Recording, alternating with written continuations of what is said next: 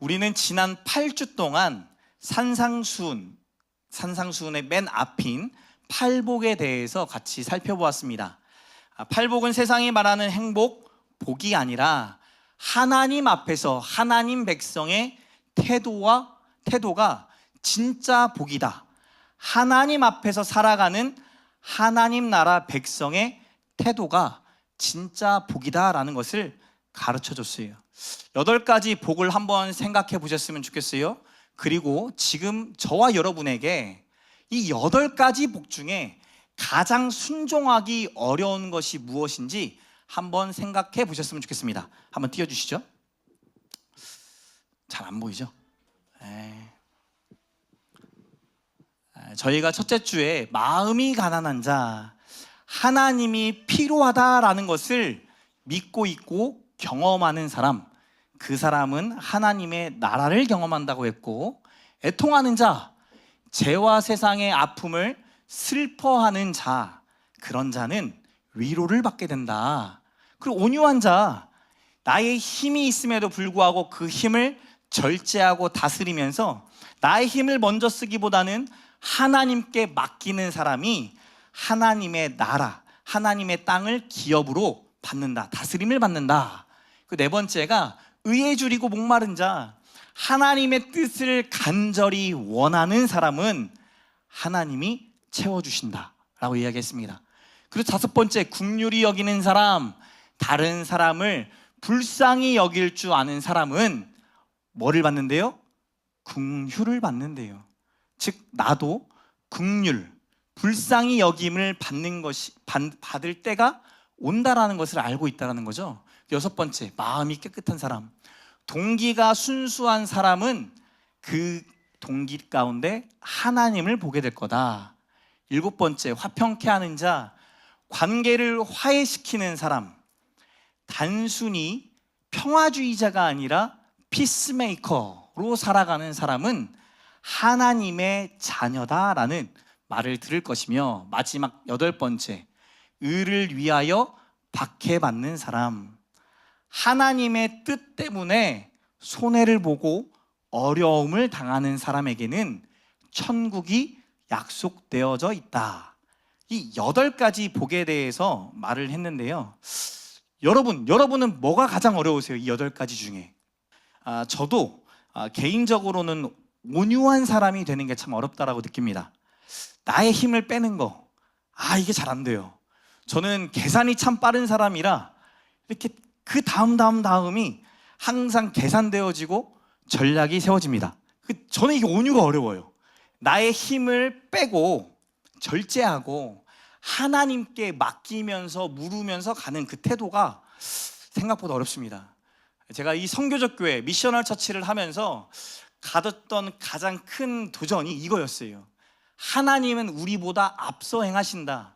그러니 네가 무엇 하기 전에 앞서 행하시는 하나님이 뭘 하고 계신지 좀 물어보고 분별하고 따라가 봐라.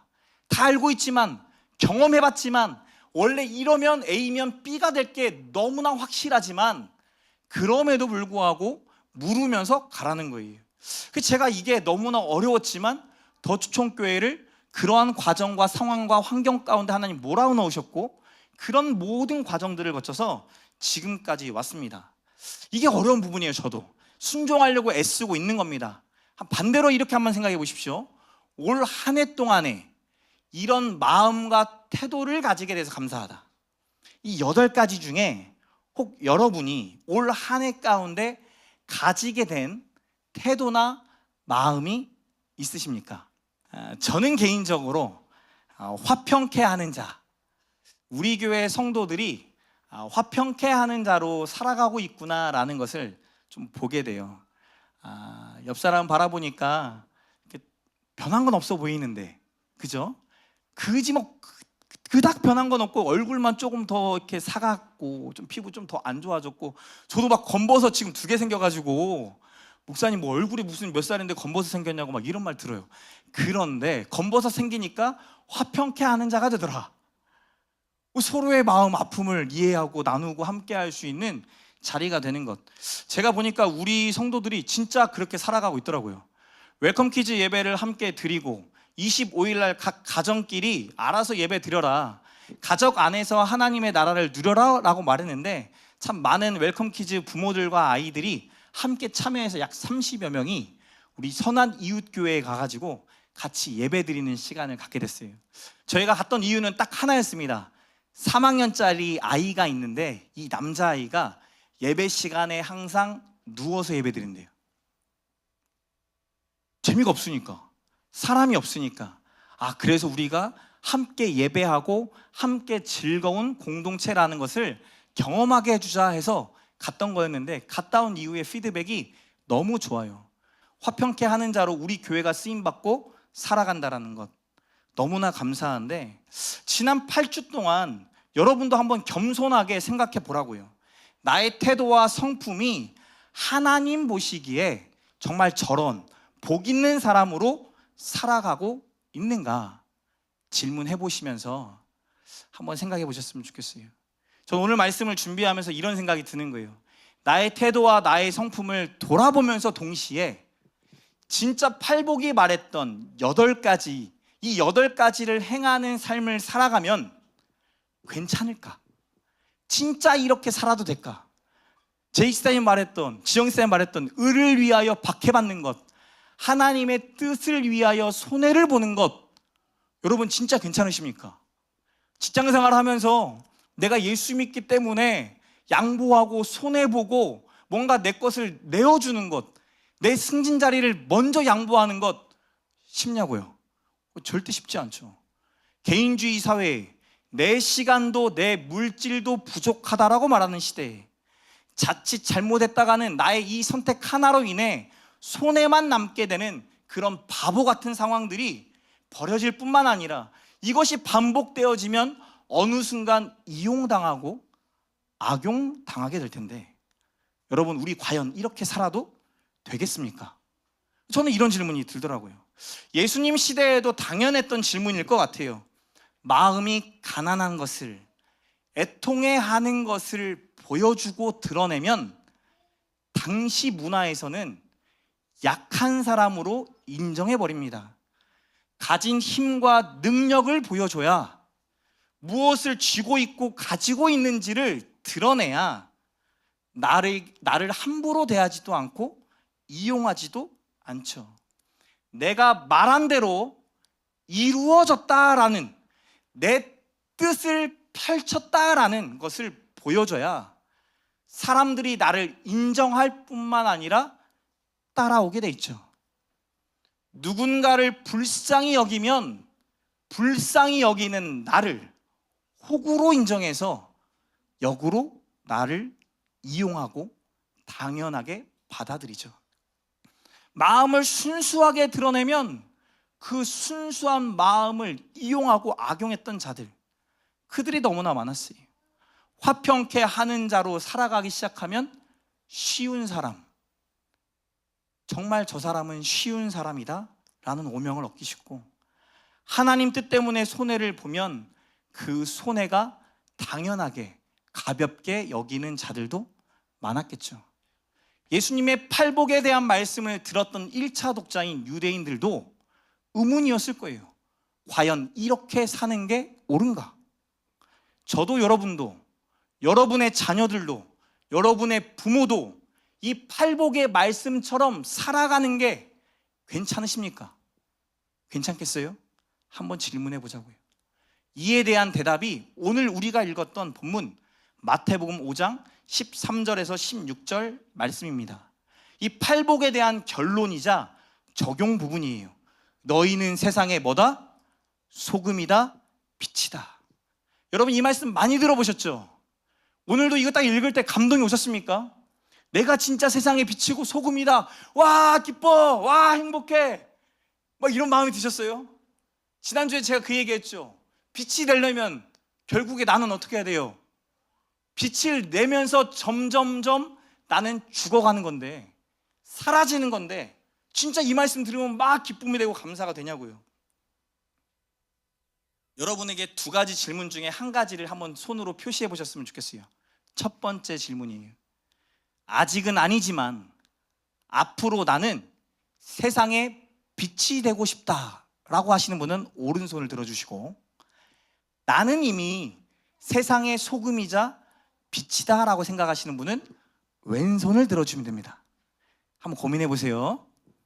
아직은 아니지만 앞으로 나 세상의 빛이 되고 소금이 되고 싶다. 오른손. 아니, 나는 이미 소금이고 빛이다 하는 사람 왼손. 쑥스럽죠? 손 올리고 양옆에 확인할 거예요. 다 싫어할 줄 알았어 내가. 자, 하나 둘 셋 하면 손 듭니다. 하나 둘 셋. 자, 오른손만 높이 올려볼까요? 네, 오른손. 아직 아니지만 곧 소금이고 빛이 될 거다. 이래야 좀 양심이 살아있죠? 자, 왼손이다. 손 한번 들어보시죠. 왼손 높이. 높이, 진짜 높이. 한번 보세요. 다 둘러보세요. 이 사람들. 네, 박수 한번 쳐주세요. 근자감인지 근거 없는 자신감인지 실제로 그렇게 믿는 건지 한번 생각해 보셨으면 좋겠는데, 우리 스스로도 손을 들어서 나 빛이야, 나 소금이야 말하는 게 좀 부끄러워요. 세상의 소금이다 빛이다 라고 하는 사람들은 어떤 사람들입니까? 잘난 사람들, 뭔가 이뤄낸 사람들, 뭔가 소망이 된 사람들, 막 그런 사람들이잖아요. 저희 교회가 축구를 너무 사랑합니다. 그래서 한국영 성도님이 우리 교회 왔을 때 우리 교인들 미쳤었어요. 그날 내 예배 설교 내용이 뭔지 아무것도 몰라. 한국영 왔대, 한국영 왔대. 다음 주에 사인 받을까 말까 하면서 막 너무 좋아했는데 대구 FC로 이적하셨어요. 축구를 정말 좋아하는데 최근에 축구계 엄청난 이적 소식이, 우리 한국영 성도님뿐만 아니라 또 한 분이 계셨는데, 광주 FC의 감독으로 계셨던 이정효 감독이십니다. 이분이 광주 FC 1부 리그에 있다가 2부 리그인 수원 삼성이란 팀으로 이적하게 됐는데요. 순수 연봉만 자그마치 얼마일까요? 15억이 될 거다라는 설이 있습니다. 코칭 스태프가 함께 받는 돈이 약 10억 더 합쳐져서 총 25억이 될 거다. 한 달의 순수익만 1억이 넘는 거죠. 부러워요, 안 부러워요? 저 좀 부럽더라고요. 그런데 이런 역대 최고 수준의 연봉을 보장한다라는 뉴스와 함께 어떤 해설위원이 이런 평을 내리더라고요. 이정효 감독은 국내 축구계에서 철저한 비주류다. 스타 플레이어도 아니었고 국가대표로도 뛰지 못했다. K리그에서 200경기 이상 뛰긴 했지만 대중적인 인지도는 높지 않은 선수 커리어를 보냈다. 대학 역시 축구판에서 알아주지 않는 학교를 나오지 않았다. 알아주는 학교를 나오지 않았다. 그럼에도 자신은 반드시 지도자로 성공하겠다는 일념 하나로 엄청나게 많은 공부와 연구를 이어왔고, 중소클럽이던 광주를 이끌어 괄목할 만한 성과를 이뤄낸 그야말로 파란을 일으킨 지도자다. 그러면서 또 이렇게 말을 해요. 좋은 대학, 좋은 팀이 아니었어도, 과거에 화려한 경력을 쌓지 못했더라도 지금 열심히 한다면 당연히 기회를 줘야 하고, 그 기회를 이정효는 K리그 최고 명문 수원 삼성 부임으로 움켜쥐었다. 이 메시지가 많은 이들에게 공명을 일으킨다.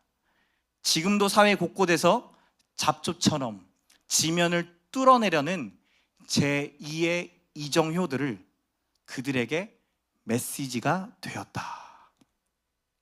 이정효 감독을 통해 뭘 보았다는 거예요?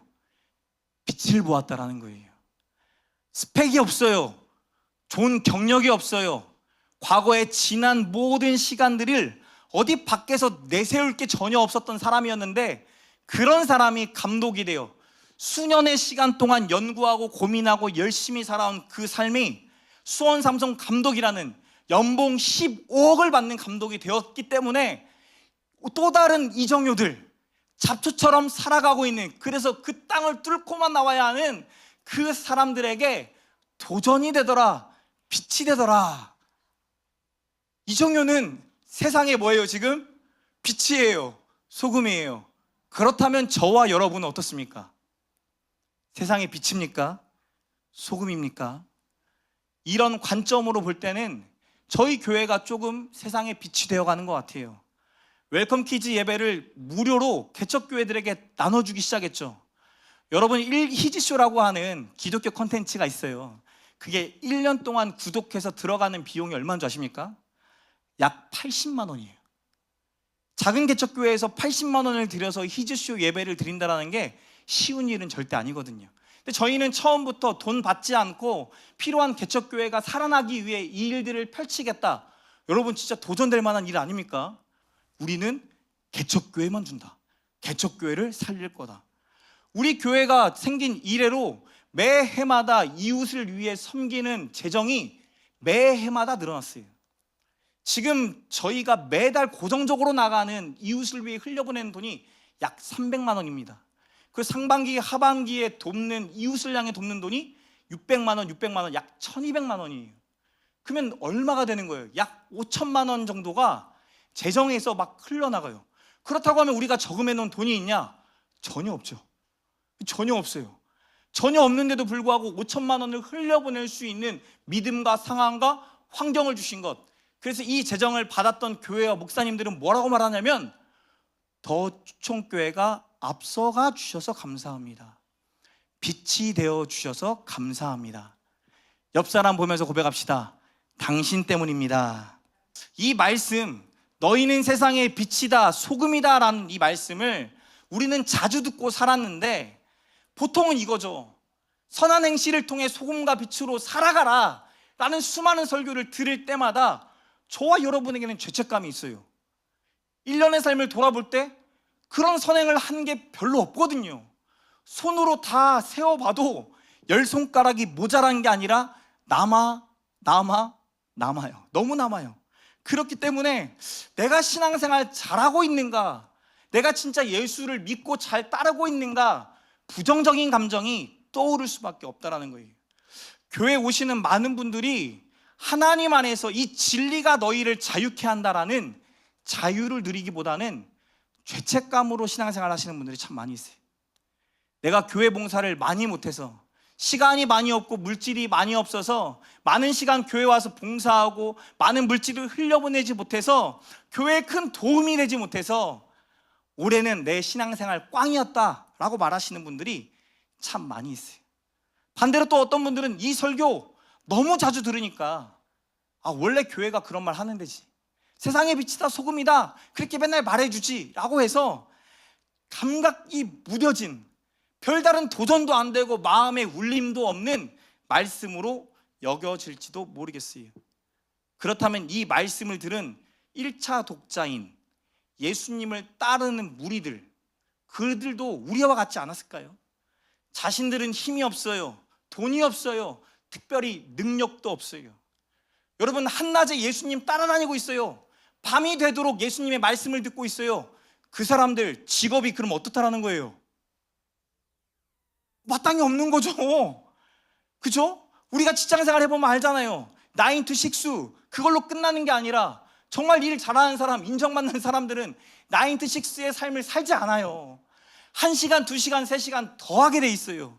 집에 가서라도 일을 가져다가도 하는 게 정말 직장에서 열심히 하는 사람들의 공통적인 특징이잖아요, 사실은. 근데 지금 이 사람들은 대낮에 저녁이 되도록, 오병이어 먹을 때가 저녁 때예요.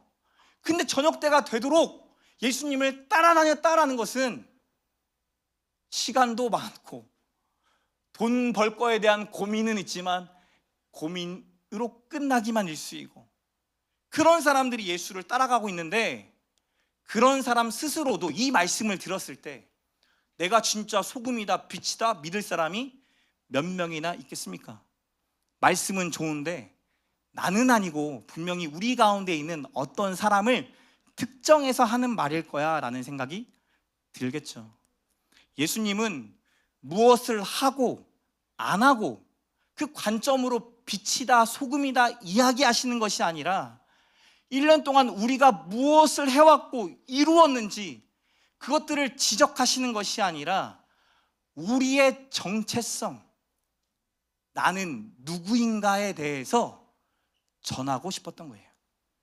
팔복에서 말한 복 있는 사람이 너희인데, 나와 너인데 이렇게 살아갈 수 있고 이렇게 살아가면 세상의 소금이 되고 빛이 되는데, 아니 그렇지 않아도 이미 너희는 세상의 소금이고 빛인데 라고 정체성을 이야기하고 있다는 거예요.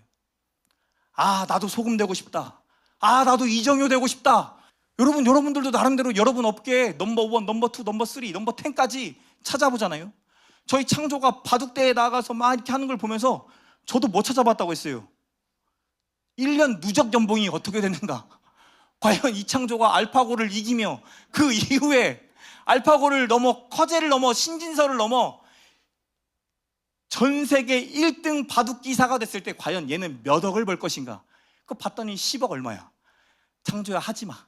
하지마. 프로그램 만들어서 팔면 10억 이상 벌 수 있어. 하지마. 제가 그랬단 말이에요. 사람 마음이 그렇잖아요. 이미 소금이다, 빛이다, 이미 복 있는 사람이다, 성경은 말하는데, 그 정체성에 대해서 말하는데 여러분 믿으십니까? 진짜 예수님의 말씀 믿으세요? 오늘 본문 말씀 13절, 14절, 15절에 보면 너희는 세상의 소금이고 너희는 세상의 빛이라 라고 평서형으로 되어 있어요. 소금이 될 거고 빛이 될 거여가 아니라 이미 소금이고 빛이다 라고 이야기합니다. 옆 사람 보면서 이렇게 고백합시다. 나는 복 있는 사람입니다. 저를 잘 따라다니세요. 여러분 진짜 이렇게 당당하게 말해야죠. 성경이 이 얘기하니까. 지금 예수님이 우리한테 뻥치는 거 아니잖아요. 그죠? 예수님이 말한 거예요. 제가 말한 거 아니에요. 여러분 앞으로 이렇게 될 겁니다. 제가 볼 때 여러분 이런 가능성 있어요 라고 말하는 게 아닙니다. 예수님은 성경에 2000년 전에 자신을 따라다니는 별 볼 일 없는 그 사람들에게도 너희는 세상의 빛이다, 소금이다, 복 있는 사람이다, 정체성을 심어주고 싶었던 거예요. 제가 신대원 시험을 보고 결과를 기다릴 때였어요. 근데 아버지 목사님이 결과를 기다릴 때 부르더니 저한테 그러는 거예요. 강렬아, 돌아오는 주일부터 중등부 설교해라. 아버지, 지금 합격 통지서를 안 받았는데 지금 설교하면 안 되는 거 아닙니까? 라이센스가 있어야죠, 아버지. 이거 큰일 납니다. 했더니 아버지가 믿음으로 합격한 줄 알고 해라. 여러분, 설교하는 게 맞아요, 안 맞아요? 그 날것을 온통 뒤집어 쓴 이강렬 전도사가 첫 설교에 올라가서 했던 게 뭐냐면 모두 대가리 들어! 첫 인사가요, 안녕하세요, 저는 새로 부임한 이강렬 전도사입니다가 아니라 모두 대가리 들어. 그 전통교회 있잖아요, 그 의자. 거기에 딱 성경책 놓는데 중등부 아이들 모두 머리를 박고 있어요. 와, 이거 못 참겠더라고. 모두 대가리 들어 로부터 시작해가지고 너 일어나서 들어. 여러분, 중등부 생활이 편안할까요? 애들이 교회 나오고 싶을까요? 뭐 이런 날 것 같은 이런 준비되지 않은 사람에게 설교하라고 하니까 와, 쉽지 않더라고요. 그렇게 설교를 했어요. 근데 전도사가 되자마자 아버지가 불러요. 또 강렬아, 전도사 된 거 너무나 축하해. 앞으로 하나님의 종으로 귀하게 쓰임 받았으면 좋겠어.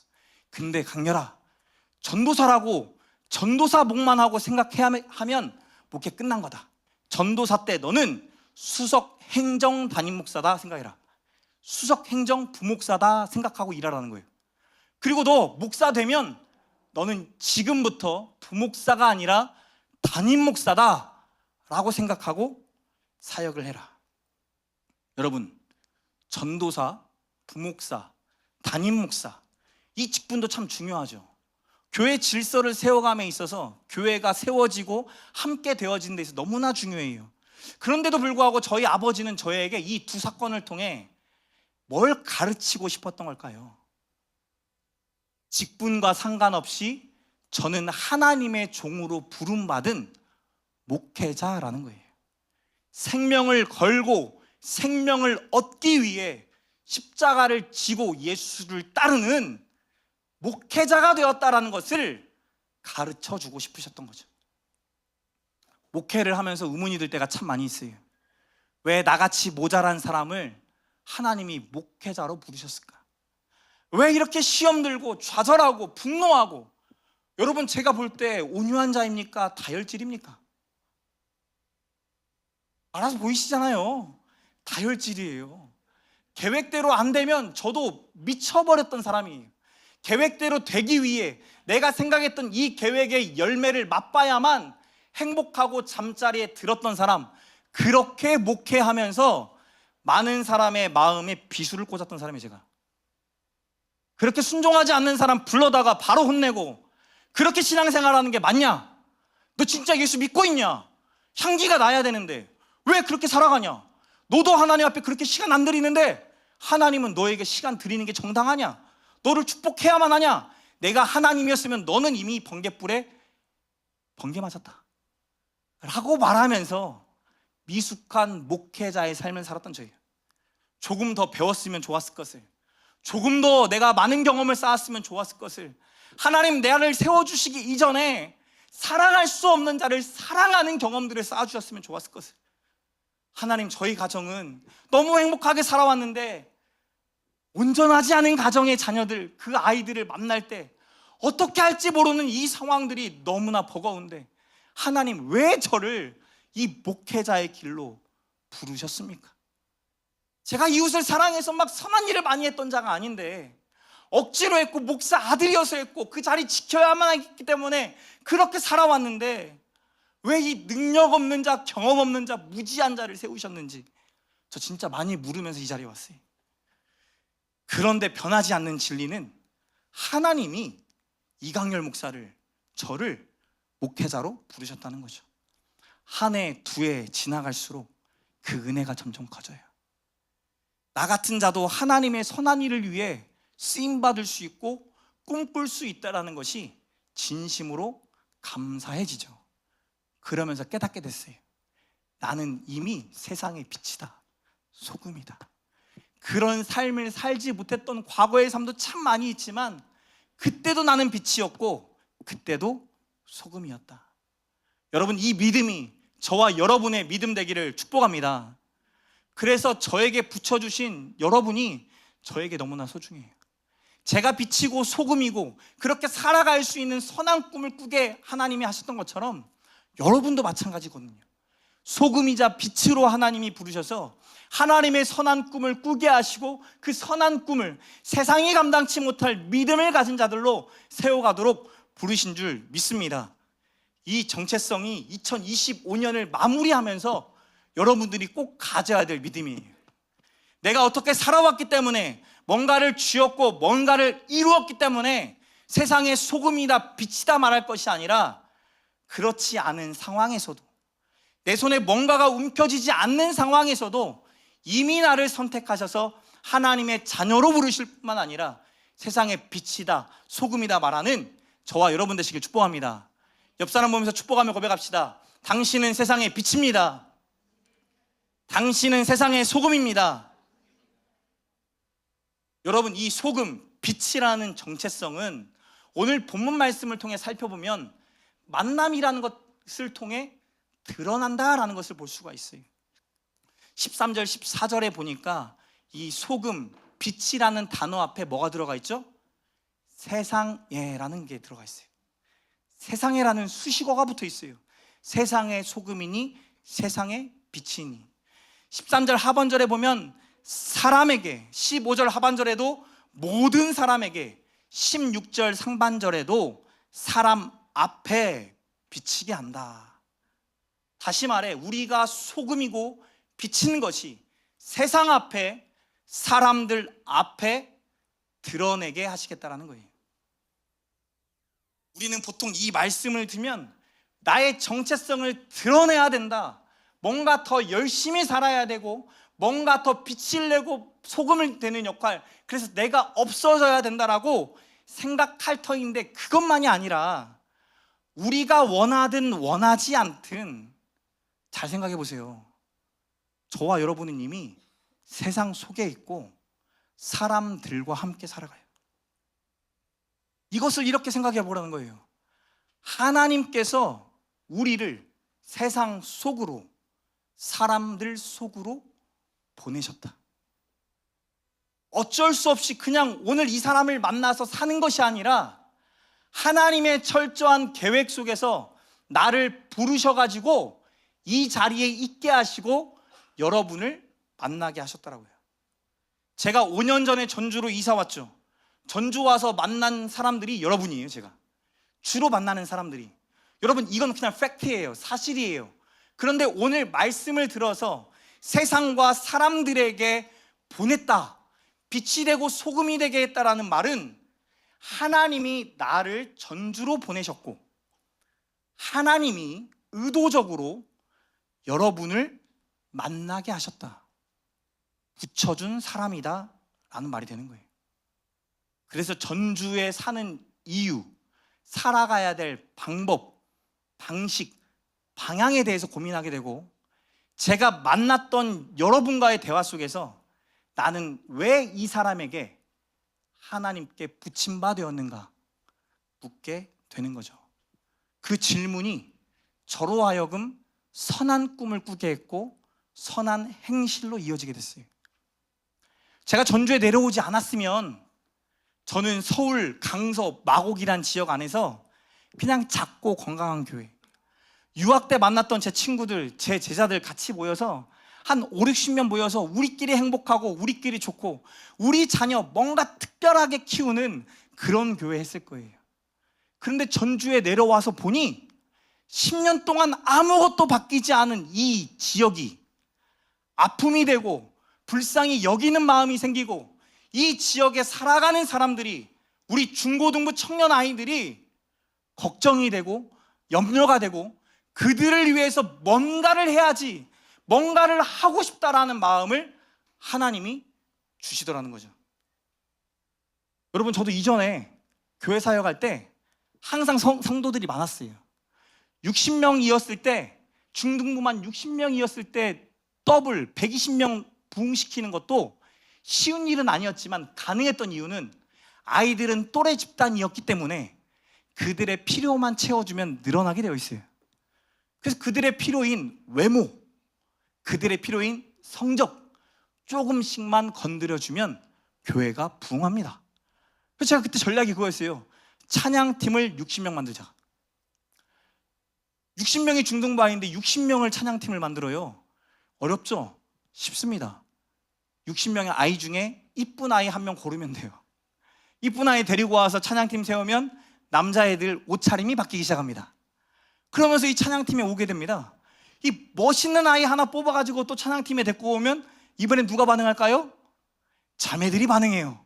그래서 자연스럽게 중고등부 아이들이 막 모이게 돼요. 그래서 실제로 60명이 앞에 나와서 찬양했어요. 나머지 67명이 앉아 있었고요. 여러분, 이건 전략이죠. 그때까지는 제가 전략이었어요. 근데 안산동산교회 가서 이혼한 가정이 3분의 2였어요. 할머니, 할아버지한테서 자라는 아이들이 3분의 1이었어요.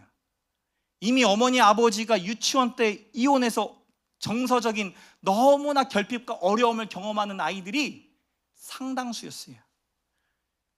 역기능적인 가정과 그런 삶을 살아가는 아이들과 청년들을 마주하는 게 절대 쉬운 일이 아니었어요. 이곳을 벗어나고 싶고 떠나고 싶고, 근데 그 시간들을 통해 하나님께 묻게 되는 거죠. 저랑은 상관없는 이 사람들을 왜 붙여주셨습니까? 왜 저를 거기로 보내셨습니까? 왜 하나님, 제가 왜 이곳에 있어야만 합니까? 어제도 안산동산교회에 있는 한 후배 여자 전도사한테 전화해가지고, 전도사 어디 없니? 마음 착하고 순수하고, 그래서 우리가 키울 건데, 우리가 투자할 건데 그럴 만한 사람 있으면 한 명만 소개시켜줘. 내가 어떻게든 구워 삶을 테니까 한 명만 보내줘. 여러분, 안산에서의 그런 아픔과 슬픔이 전주에서는요, 사역자 구하기가 하늘의 별따기예요. 여러분, 지금 최근에 전주 안에 일어나는 이마트가 빠져요. 이게 말이 돼요? 홈플러스가 빠져요. 롯데 맥스도 빠진대요. 덕진구 살아야 돼요? 완산구 살아야 돼요? 내가 덕진구청장도 아니지만 뭐 하는 거야 진짜. 여러분, 그런 마음 들잖아요. 우리 여기에 살아야 되는 게 맞는가? 그랬더니 한 지사님이 말해요. 그러면 코스트코 가라는 뜻이네요. 진짜 그럴까요? 여러분, 전주로 부르신 하나님의 뜻이 있는 거죠. 저와 여러분이 여러분의 가정에 태어난 하나님의 뜻이 있는 거죠. 우연이 아니라 우리는 하나님의 계획을 믿기 때문에 이 자리로 인도하신 하나님의 계획을 믿는 거예요. 저에게 붙여주신 용진이, 주호, 이 자리에 함께하는 지훈이, 강은아 보고 싶었어. 리아야, 너도 보고 싶었어. 이 아이들의 꿈이 개인의 꿈이 아니라 공동체의 꿈이 되어야 되고, 좋은 어른으로서 하나님이 붙여준 귀한 만남이기에 같이 고민하고 같이 그 길을 모색해 나가는 것, 그것이 하나님이 저를 이 자리로 부르신 이유 아니겠냐고요. 여러분, 우리의 정체성은 만남을 통해 드러나는 거예요. 내가 비치고 소망인 것, 내가 하나님의 소금인 것, 내가 하나님의 등불 되어 살아가는 것은 이미 하나님이 그렇게 말씀하셨다는 것을 믿는 믿음과 내가 있는 그 자리, 그 만남 속에서 정체성이 반드시 드러나게 돼 있어요. 그들과 왜 만났는지, 내가 왜 이곳에 있는지 묻고 묻다 보니 그들을 향한 선한 일들을 꿈꾸게 되고 고민하게 되고, 나로서는 감당할 수 없었던 그 일들이 하나님의 손에 이끌려 선한 행실이 되어지는 것, 그래서 나의 영광이 아니라 하나님의 영광이었다라고 말하는 저와 여러분 되시길 축복합니다. 사랑하는 성도 여러분, 우리가 만나는 이 만남들을 소중히 여기셨으면 좋겠어요. 저는 여러분 만난 게 너무 소중해요. 너무 감사해요. 2주 전에 라오스 선교사님을 만나고 난 이후에 저에게 한 제안이 왔었어요. 최근에 합병 제안이 있었다고 했잖아요. 그러니까 합병 안 하기로 했다고 했잖아요. 여러분, 그러고 난 다음에 또 서울에 있던 한 1000명짜리 교회에서 연락이 왔어요. 다음 세대, 젊은 세대를 세우는 목사님의 여정들을 지켜보고 있었는데, 목사님 혹시 서울에 와서 목회할 마음은 없으십니까? 여러분, 제가 1000명짜리 교회 가면 저의 삶은 어때요?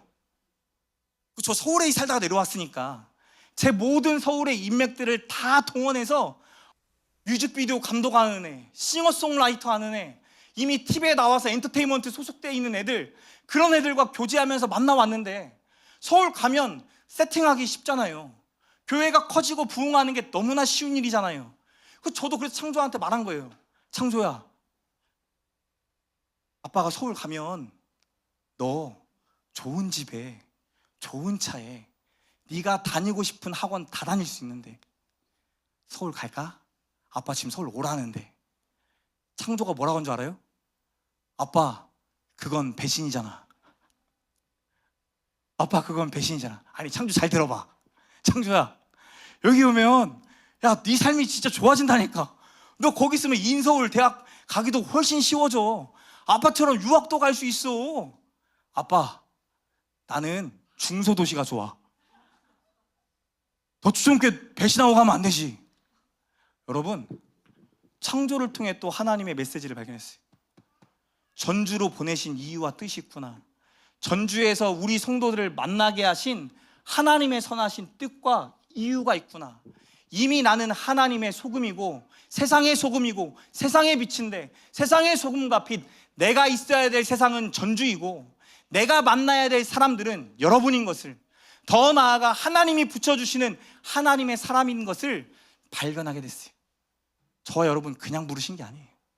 2025년을 돌아보실 때 나 어떻게 살아왔는가만 돌아보시면 안 돼요. 여러분, 나 잘 살았는가, 잘 가고 있는가만 볼 것이 아니라, 내가 하나님이 부르신 복 있는 사람이며, 내가 하나님이 선택하여 부르신 세상의 소금이며, 하나님이 나를 여태까지 기다리셔서 이 자리로 인도하신 세상의 빛이구나. 오늘 내가 이 자리에 있어야 될 이유를 하나님께 물으며, 내가 만나게 될 그 사람을 우연히 만난 사람이 아니라 하나님이 붙여준 사람으로 해석되고 발견되어질 때, 여러분 안에 하나님이 꿈꾸고 계신 선한 일들이 떠오르며 그 일들을 이뤄갈 능력과 권능을 주실 줄 믿습니다. 그런 의미를 담아 옆 사람에게 이렇게 고백합시다. 당신은 정말 너무너무 소중한 사람입니다. 그 믿음으로 같이 찬양했으면 좋겠어요. 주의 자녀로 산다는 것은 이 찬양하실 텐데요, 솔직히 이 찬양 들으면 정죄당하는 느낌이에요. 그리고 솔직히 이렇게 살고 싶진 않아요. 불길 가운데 가는 거, 박해 가운데 핍박 가운데 살아가는 거, 여러분 가고 싶은 사람이 누가 있겠어요? 그래서 많은 사람들이 지방을 다 떠나가요. 많은 목회자들이 어떻게 하면 서울 경기에 머물까 생각하죠. 왜? 그들도 보이니까. 미래가 보여요. 여러분도 여러분의 자녀의 미래가 보이기 때문에 그렇게 애쓰고 발버둥치고 뭐라도 더 좋은 것, 더 선한 것 주려고 하시는 거 아닙니까? 그런데 하늘 아버지가 이미 그러고 계세요. 우리가 너무 과하게 하지 않아도 될 이유는 내가 내 자녀를 책임질 수 있는 사람들이 아니에요. 맡겨주셨지, 떠나보내야 될 그 때를 위해 준비할 자이지, 그 아들도 그 딸도 자라나 빛이 되고 소금이 될 자들인 것을 믿으며 빛으로 소금으로 대해야 하는 거지, 우리가 다 채워줄 수 있는 게 아니에요. 저와 여러분에게 하나님이 부르셨다라는 이 부르심이 확고해야 합니다. 이 믿음이 없으면 떠나고 싶어요. 도망가고 싶고 회피하고 싶고 또 스스로를 회유하죠.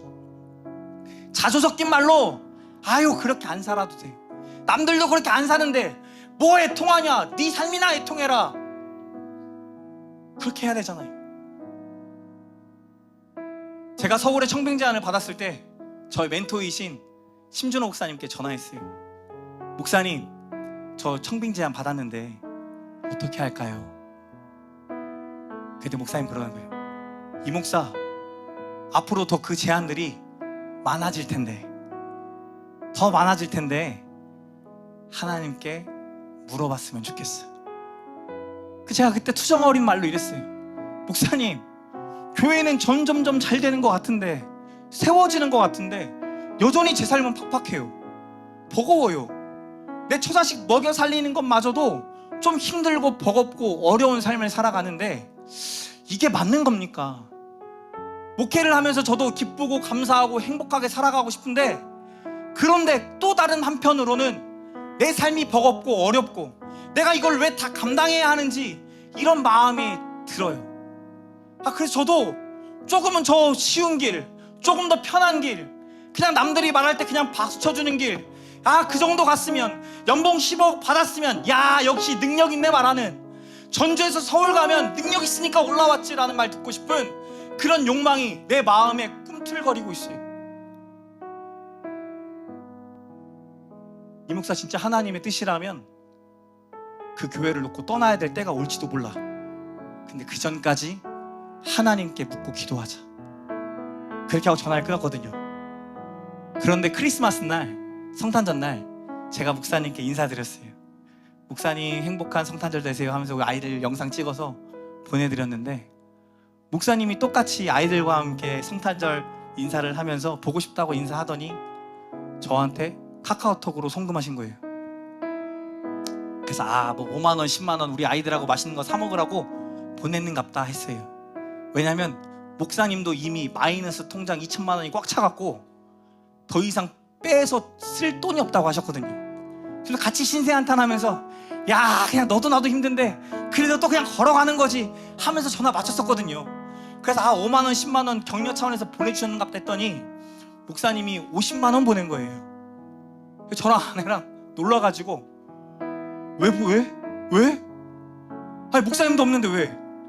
목사님 상황이 아닌데. 다시 전화드렸어요. 목사님 뭐 이렇게 많이 보내고 왜 이거 보낸 거예요? 제가 다시 보낼게요. 이 목사 한 해 수고했잖아. 수고했다고 보내주고 싶었어. 여러분, 제가 그때 또 느꼈어요. 하나님이 나를 이 자리로 부르셨구나. 하나님이 이자와 함께 하시고 이 갈팡질팡하는 자, 의를 위하여 박해를 받고 싶다라고 마음의 입술로는 고백하지만 여전히 그러고 싶지 않은 삶을 살아가는 제 마음을 아시고, 또 하나님의 종을 들어 위로하게 하시고, 또 내가 비치고 소금인 것을 말씀해 주시려고 또 하나님의 사람을 붙여주셨다는 것을 깨닫게 돼요. 사랑하는 성도 여러분, 저희 교회 봉사하는 공동체 아니에요. 교회 와서 봉사 안 하셔도 됩니다. 봉사 안 하면 조금 불편하게 예배 드리면 돼요. 찬양 가사 여러분들한테 다 프린트 해주면 되고, 밥 안 먹어도 되고 그냥 라면 먹어도 돼요. 봉사가 절대 중요한 게 아니에요. 봉사했기 때문에 빛과 소금이 아니에요. 이미 우리를 소금과 빛으로 부르셨어요.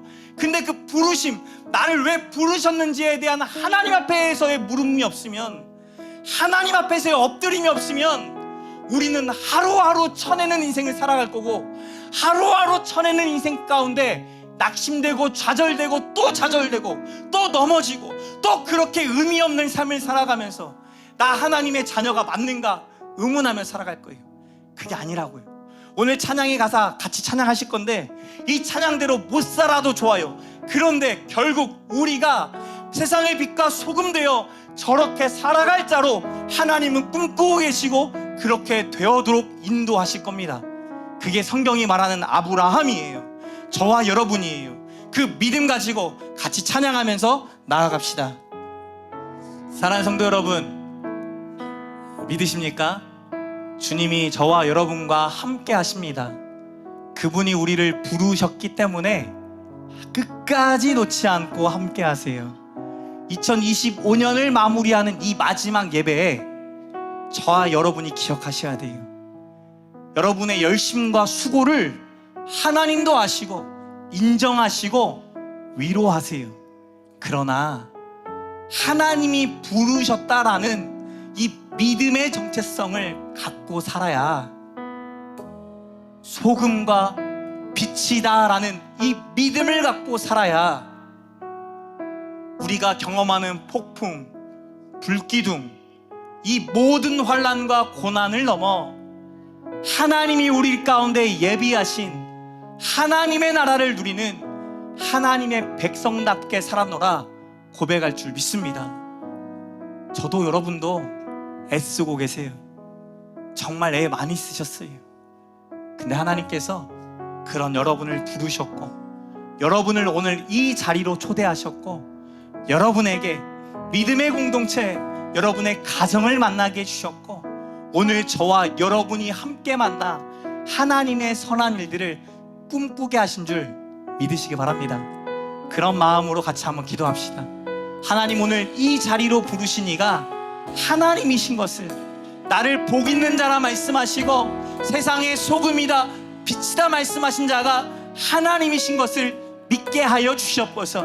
보이는 대로 믿지 않게 하시고 느껴지는 대로 고백하지 않게 하시고, 하나님의 말씀, 예수님이 하신 말씀처럼 그저 그 시간들을 예수님과 때우는 사람들처럼 보여지지만 그 사람들이 변화되어 생명을 걸고 복음을 전하는 하나님의 백성, 하나님의 자녀가 되어진 것처럼 이미 우리에게 소금과 빛의 사명을 주셨음을 깨닫게 하여 주시옵소서.